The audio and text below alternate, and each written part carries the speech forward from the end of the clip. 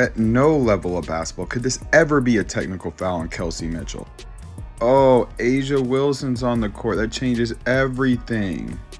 So if Asia Wilson fouls you on a layup, you're going to get a technical. The Las Vegas Aces opened the game with everything but actual basketball. Elbows flying, bodies crashing, whistles swallowed. Their plan was clear. Try to intimidate Indiana with brute force. But the Fever refused to flinch. Every shove from Io Wilson, every cheap stuntman to slow the pace, was met with resilience and fire. Indiana answered with grit, speed, and precision. Then Kelsey Mitchell stepped in and broke their spirit, drilling clutch daggers that silenced the arena. This wasn't just scoring, it was payback. The night wasn't only about grabbing a win. It was about exposing Vegas's dirty playbook and throwing their arrogance right back at them. And when the dust settled, Mitchell had something to say about Wilson's antics and the officials who let it all slide. What do you think? Was it fair? This was supposed to be a night all about Asia Wilson's legacy. She made history before the ball even tipped, but the game that followed reminded the Aces how tough this playoff run will be. The Indiana Fever have pulled off the upset, the 6th seed, beating Vegas 89-73 to take game. Hours before tip-off, the spotlight in Vegas shone on Io Wilson as she accepted her MVP trophy.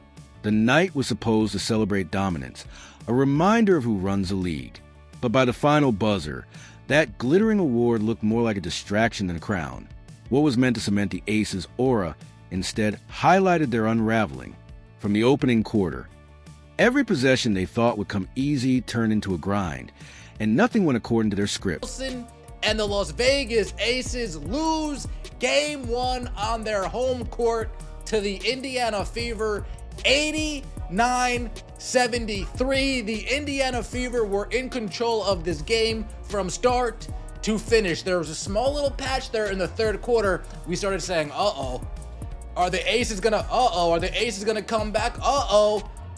But Kelsey Mitchell and Odyssey Sims said, no, they're not going to come back. Not at all. The narrative before tip-off, the script was already written by the media. Las Vegas was untouchable, the heavy favorite, and Indiana was treated like filler. Analysts brushed off the Fever as background noise, pointing to a roster gutted by injuries. Caitlin Clark sidelined, Sophie Cunningham out, Sydney Carlson unavailable, 6 players missing in total.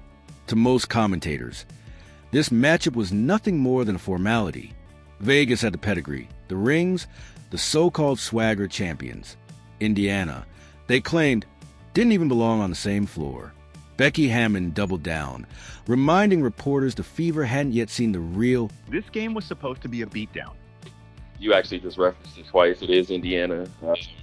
Dropped 2 of the 3 games to them this year, but you haven't seen them since late July. What excites you about that matchup? That they haven't seen the real Aces yet. They caught us when we were at a bit in turmoil. Not only that, they whooped us one of those stretches. So,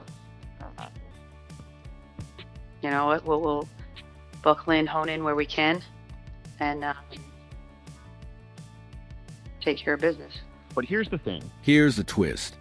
While Vegas basked in its own hype, Indiana was quietly brushed aside. Analysts barely spoke of the Fever, except as a name on the other side of the scoreboard. That disrespect became fuel.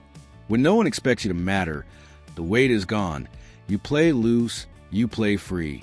From the opening tip, that crashed the party. Kelsey Mitchell dropped a playoff career-high 34 points to spoil the night with an 89-73 win. In the second half, I just felt like our physicality and our pursuit was not there. Like we died on screens. You have to have second and third effort. Even if you know you might be beat, you still have to try hard to get back into the play, and I don't think we tried hard in that category. Indiana refused to shrink. They pushed the tempo, zipped the ball around, and looked sharper than the so-called unbeatable 2-time champs. The Aces, for all their chest-thumping confidence, looked flat. Suddenly, they were the ones hesitating, second-guessing, carrying the weight of expectation. Indiana wasn't supposed to last, but they did more than last. They punched back. It's funny how quickly swagger turns a panic when the underdog won't fold. By the final buzzer, the headlines had flipped, and here's the number that stung.